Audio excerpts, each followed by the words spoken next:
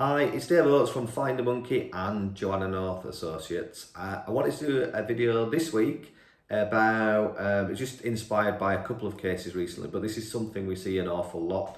And it was looking for an adopted person. So this is an adult who's been adopted many years ago in the 50s, and our client is with similar cases, both siblings looking for an older sibling who'd been given up for adoption. And when we get the information of the adopted identity, we can't share that, but what we do is then we'll begin the process of trying to find that person. And for the most part, if they're in the UK, that's quite quickly done.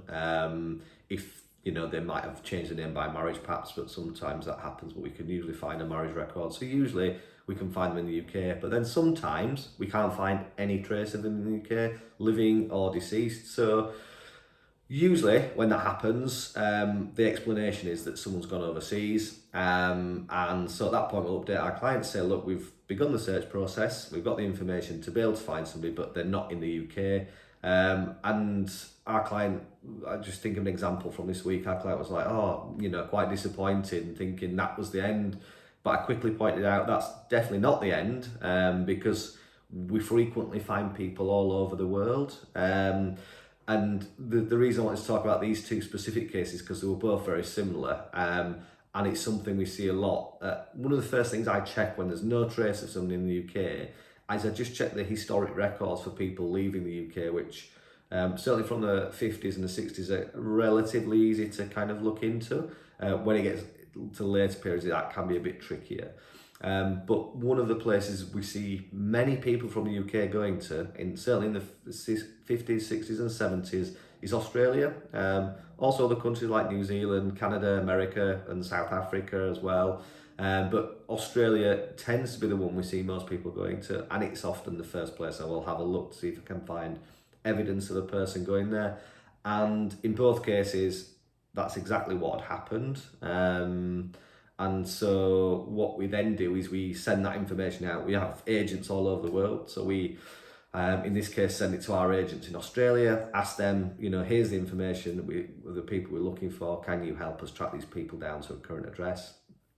And, 99% of the time, if they're in Australia, we will find them because we have excellent agents there who help us. But it's the same in many other countries as well.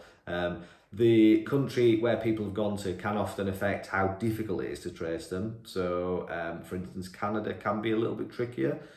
We can still find people there, but many records that are considered public in some countries, certainly in the UK, things, civil registration records, births, deaths and marriages are public records. So they're very helpful when we're looking for people. In Canada, that's not quite the same, and so it's harder to track people down because you don't have access to those records. But what you then have to do is find other ways to find people, and using other records and other information sources. So, and again, like with Australia, in Canada, we've got excellent agents there who were really, really good at helping us track the right people down.